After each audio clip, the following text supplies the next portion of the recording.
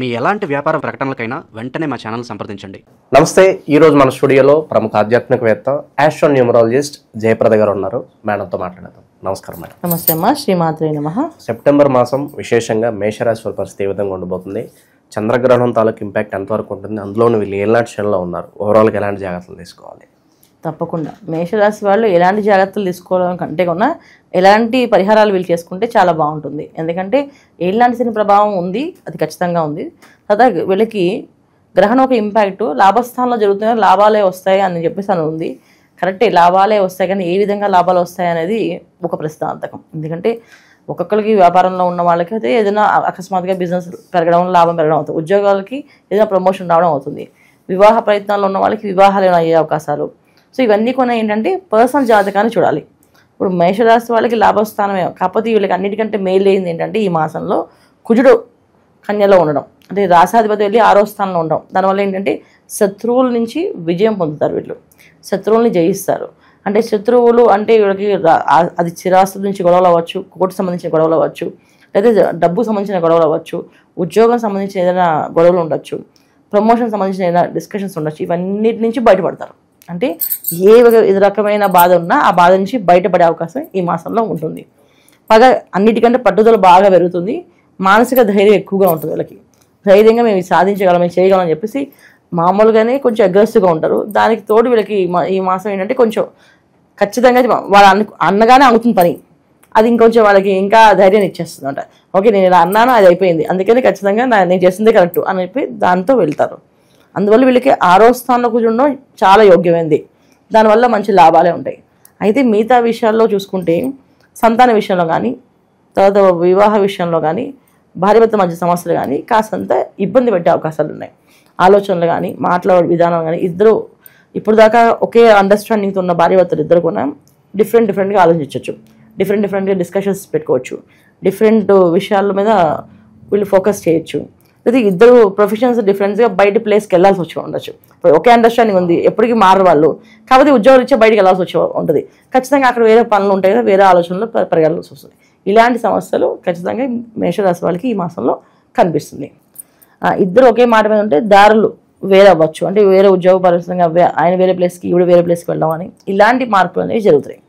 ఇంట్లో సంబంధించిన కొన్ని విషయాల్లో పెద్దవాళ్ళతో కానీ పిల్లలతో కానీ కాస్త మార్పులు, పిల్లలు వేరే చోటకి వీళ్ళు వేరే చోటికి వెళ్ళే ట్రాన్స్ఫర్స్ అవ్వడం కానీ, వేరేగా ఉండవలసిన పరిస్థితి రావడం కానీ ఇలాంటివి జరుగుతున్నాయి. ఇలాంటివి మేషరాశి వాళ్ళకి ఈ మాసంలో ఉన్నాయి. ఇంకా ట్రేడింగ్ బిజినెస్ చేసే వాళ్ళకి కాస్తంత ఫస్ట్ లాభం కనిపిస్తుంది, తర్వాత నష్టం కనిపిస్తుంది. అందుకని కొంచెం కొత్త స్టెప్స్ వేయకండి, పాత స్టెప్స్ని జాగ్రత్తగా కాపాడుకుంటారండి. అంటే ఆల్రెడీ ట్రేడింగ్ బిజినెస్ ఉన్న వాళ్ళు జాగ్రత్త దాన్ని కాపాడుకుంటారండి, కానీ దాన్ని హైప్ చేద్దామని పెంచుదామని కానీ ఏదో మేషరాశి వాళ్ళకి లాభస్థానంలో గ్రహణం కలుస్తుంది కదా, బాగా కలిసి వచ్చేస్తుందని చెప్పి మనం ₹1 ₹10 పెడదాం అనుకున్నాను అని మాత్రం అడుగులు వేయద్దు. అలా చేయాలి అనుకుంటే మీ జాతకంలో అంత దశలు బాగున్నాయా, యోగిస్తున్నాయా, ఇప్పుడు నేను చేయొచ్చా అనేది మీ పర్సనల్ జాతకాన్ని చూపించుకున్నాకే వెళ్ళడం మంచిది, చాలా మంచిది. కానీ వెంటనే చేద్దామని మాత్రం అనుకోకండి. ఇది మెయిన్ మేషరాశి వాళ్ళకి. అన్నిటికంటే ఏంటంటే వీళ్ళకి పంచమ స్థానంలో కేతువుతో ఉండడం వల్ల పిల్లలు కాస్తంత ఆలోచన విధానం, మార్పు, ధోరణి వాళ్ళ జాతకంలో బలంగా లేకపోతే వాళ్ళు కొంచెం చెడు వ్యసనాలకు వెళ్ళడం కానీ, చెడు మార్గాల్లోకి వెళ్ళడం కానీ, చెడు స్నేహితులతో ఉండడం కానీ ఇలాంటి జరిగే అవకాశం కూడా ఉంది. ఇక్కడ ఏంటంటే మనం వాళ్ళు ఎలా పరిస్థితిలో ఉన్నారు, ఎలా పెరుగుతున్నారు, చిన్నపిల్లల పెద్దవాళ్ళ. చిన్నపిల్లలు అయితే కాస్త అనారోగ్య సమస్యలు వస్తాయి, కాస్త ఆరోగ్యం అటు ఇటుగా ఉండి వాళ్ళ కోసం ఏదో ఒక టెన్షన్ అది మైండ్లో పడుతూ ఉంటుంది. మనం దానివల్ల ముందుకు ఒక అడుగు వేయలేం. ఇలాంటి పనులు జరుగుతుంటాయి.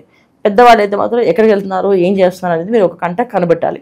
ఎందుకంటే ఈ మాసంలో జాగ్రత్తగా చూసుకోకపోతే ఈ గ్రహణం ఎఫెక్ట్ అన్ని రాశుల వాళ్ళకి ఉన్నాయి, అన్ని నక్షత్రాలకి ఎఫెక్ట్ ఉంటుంది.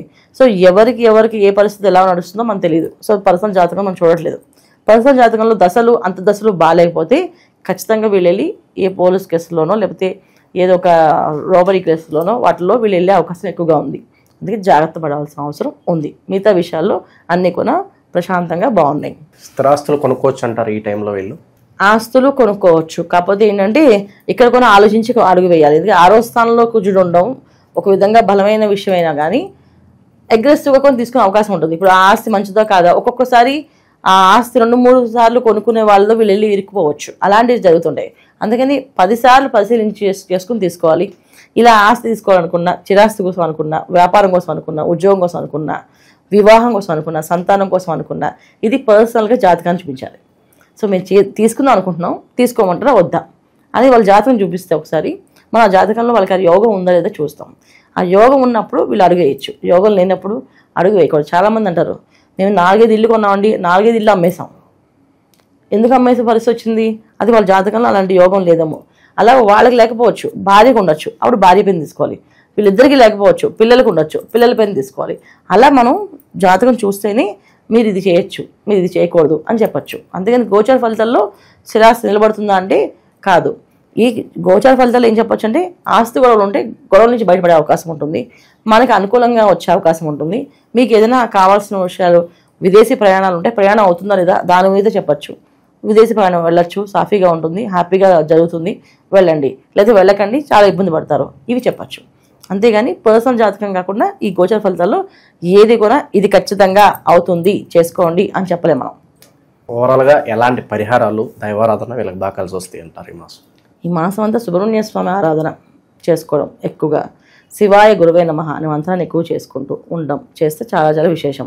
ప్రతి మంగళవారం సుబ్రహ్మణ్య స్వామి గుడికి వెళ్ళడం, ప్రదక్షిణాలు చేయడం, కాస్తంత అక్కడ అభిషేకం కానీ అర్చన కానీ స్వామివారికి ఏది అక్కడ విశేషంగా చేస్తారో అది చేయించుకోవడం. కృత్తికా నక్షత్రం రోజున ఒక విశేషమైన అభిషేకాలు చేస్తుంటారు కొన్ని టెంపుల్స్లో హోమాలు కూడా చేస్తుంటారు. అలా చేయించడము, ఇవన్నీ కాకుండా అన్నదానం చేయించడం, వీళ్ళకి అన్నదానం చేయించడం చాలా చాలా విశేష ఫలితాన్ని ఇస్తుంది. ఎక్కువ అన్నదానం చేయిస్తుంటే మంచి ఫలితం ఉంటాయి వీళ్ళకి. విశేషంగా ఏళ్ళనాటి శని ప్రభావం కాస్త తగ్గడానికి శనికి సంబంధించి కూడా ఏదన్నా పరిహారాలు ఉంటే వీళ్ళ కోసం తెలియజేయండి. ఏళ్ళనాటి శని ప్రభావం తగ్గదమ్మా, దాన్ని మనం అనుభవించాలి అంటే ప్రతిరోజు ఏం చేయాలంటే ఏదో ఒక రకంగా నడుస్తూ ఉండాలి. అది పొద్దున్నే మార్నింగ్ వాకింగ్ అవ్వచ్చు, లేదా గుళ్ళో ప్రదక్షిణాలైనా అవ్వచ్చు. గుళ్ళో ప్రదక్షిణాలుగా చేసామనుకోండి మనకి పుణ్యం వస్తుంది, పురుషార్థం వస్తుంది. అదే మార్నింగ్ వాకింగ్ చేసాం అనుకోండి కర్మ ఫలితం నుంచి బయటపడతాం. చాలామంది ఎర్లీ మార్నింగ్ లేచి కాస్త 5 కిలోమీటర్స్ 10 కిలోమీటర్స్ నడుస్తుంటారు కదా, ఇవన్నీ కూడా ఏళ్ళనాటి శని ప్రభావంలో కాస్త తగ్గుతుంది. వాళ్ళ పరిగెట్టే వాళ్ళకి ఆ రోజంతా హ్యాపీగా ఉండము, ఆ డే అంతా హ్యాపీగా నడవడం జరుగుతుంది. అదే పని కాస్త స్నానం చేసి గుళ్ళో ప్రదక్షిణాలు చేశారనుకోండి ఏంటి ఏళ్ళనాటి శని ప్రభావంలో శని ప్రభావం తగ్గుతుంది, ఇటు గుళ్ళో ప్రదక్షిణాలు చేసినందుకు ఈ పుణ్యం కూడా వస్తుంది. ఈ రెండు కౌంటే ఒకసారి ఏళ్ళనాటి శని ప్రభావం నుంచి బయటపడ్డాక ఒకేసారి వాళ్ళకి కలిసి వస్తుంది బ్రహ్మాండంగా. ఇవి కూడా జరుగుతాయి. అయితే వీళ్ళు చేసే విధానం ఏంటంటే, చూసే విధానం ఏంటంటే, మనం పాజిటివ్గా ఉండాలి అంటే పొద్దున్నే బ్రాహ్మీ ముహూర్తంలో లేవడం, స్నానం ఆచరించడం, ఏది టెంపుల్స్కి వెళ్ళడం, ఇవి చేస్తూ ఉంటే శని ప్రభావం నుంచి బయటపడతాం. తర్వాత మన కింద వాళ్ళు పనిచేసే వాళ్ళకి సర్వీస్ చేయడం, వాళ్ళకి ఏదైనా ఇవ్వడము, ఏదైనా ఫుడ్ పెట్టడము, లేకపోతే అవసరమైతే డబ్బులు ఇవ్వడం, అంతేగాని వాళ్ళని పరుషంగా మాట్లాడడం కానీ, వాళ్ళని ఆర్డర్స్ వేయడం కానీ, వాళ్ళని హీనంగా చూడడం కానీ ఇలాంటి పనులు చేయకూడదు. కొంతమంది మాట్లాడరు కానీ హీనంగా చూస్తారు, అలాంటి పనులు చేయకూడదు. ఏళ్ళనాటి శని ప్రభావం ముఖ్యంగా కింద వాళ్ళని పై వాళ్ళని గౌరవంగా చూడాలి, కింద వాళ్ళని అభిమానంగా చూడాలి. ఈ రెండు చూస్తే వీళ్ళు బయటపడే అవకాశం ఎక్కువగా ఉంటుంది. ఓకే, ఓవరాల్గా సెప్టెంబర్ మాసం మేషరాశి వాళ్ళకి ఏ విధంగా కలిసి రాబోతుందని చాలా బాగా వివరించారు. ధన్యవాదాలు. నమస్తే అమ్మా. శ్రీమాత్రే నమః.